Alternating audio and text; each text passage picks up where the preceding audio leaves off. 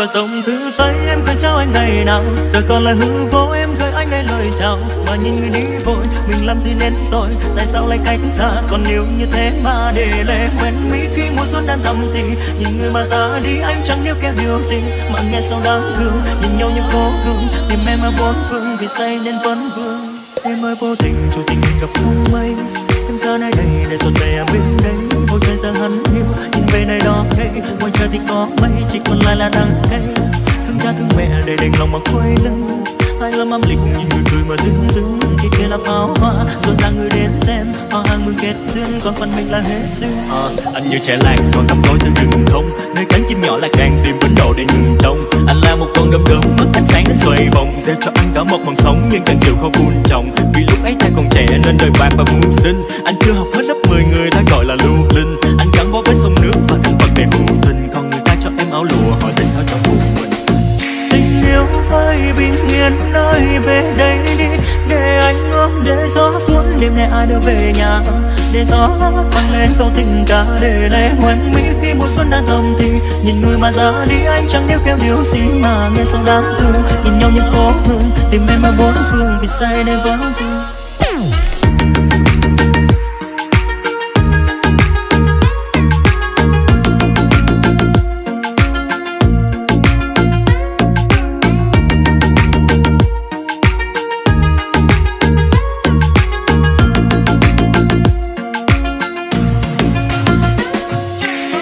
Rồi cuối cùng nắng thì cũng đã ngã vàng, bên người nhắn tình em phải thương bản thân mình. Buồn lắm phải không, dạ tràn lấp biển đông, biết người cũng chả trông nên thôi câu chuyện thể ra xong. Nhưng nếu anh say như thế này thì ai xem, người ta sẽ nói anh tệ với những thứ mà em đem.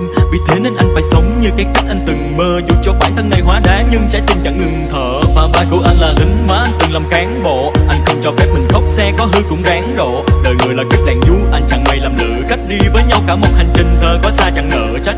Em ước là đời của em bình yên chẳng buồn phiền như người ta, mà giờ ra đây mà xem có người đang lên kiêu hoa. Và rồi sẽ tốt nhưng mà ở nơi khác chẳng còn bằng lòng như ở đây. Tình yêu của anh thì có đủ mùi vị nhưng mà chẳng ngọt như ở đây.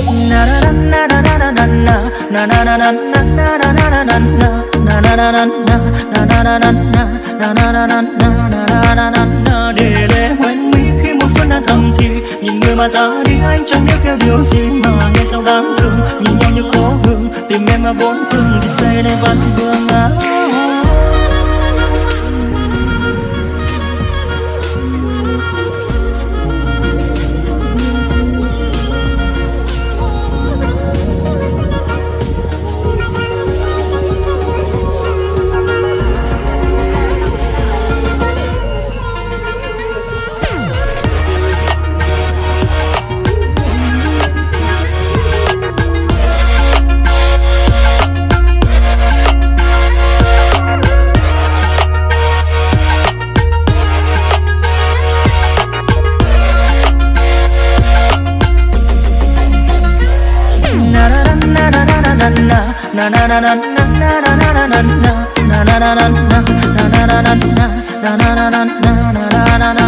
Để lệ hoen mỹ khi mùa xuân đã thầm thì nhìn người mà ra đi anh chẳng biết theo điều gì mà nghe sao đáng thương.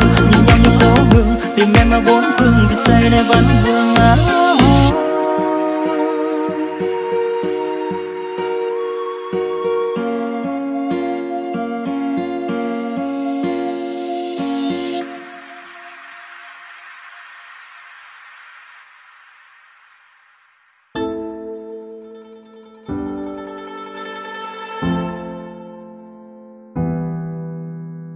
Ai gieo tình này, ai mang tình này đến lệ trên khoe mi cây. Ai đưa về nhà, ai cho ngọc ngà dần người xa cách ta. Từng là một thời thiếu nữ trong vùng quê nghèo, hồn nhiên cài hoa mái đầu. Dòng người vội vàng em hóa thân đời mẹ bàng, rời xa tình anh năm tháng. Ngồi phút say thương cùng anh nhớ và mong, dòng lâu phút năm xưa hiện dấu mãi đậm sâu. Trong nỗi đau anh mệt nhòi, trong phút say anh tìm hoài, muốn giữ em ở lại một lần này vì anh mãi thương. Xa cách nhau thật rồi sương trắng chiều thu, ngày em bước ra đi nước mắt nơi bịt đi. giờ đi nhiều và anh chúc em yên bình mối tình mình, hẹn em kiếp sau. Thoáng thoáng miên man dọc con nước dài thênh thang, không trách người không thương mà tóc còn vương vương.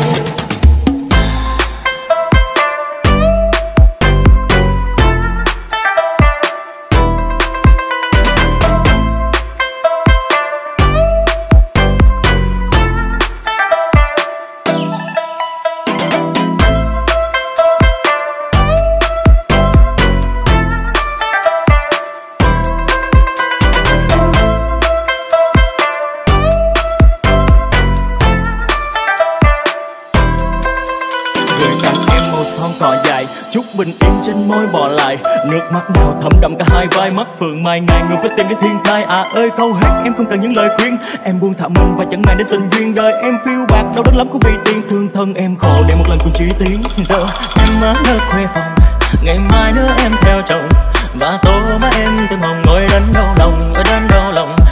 Mình dẫn em đi rồi, vòng xoay bánh xe lưng hồi, hoàng hôn có sâu lưng đồi ôi vỡ tan rồi, ôi vỡ tan rồi. Một ngày buồn mệt tiếp em về thôn làng, mẹ cha của em vỡ òa, dồn lệ tranh lòng em khóc, thương người sáng đỏ hồng nhan bạc phận sông gió.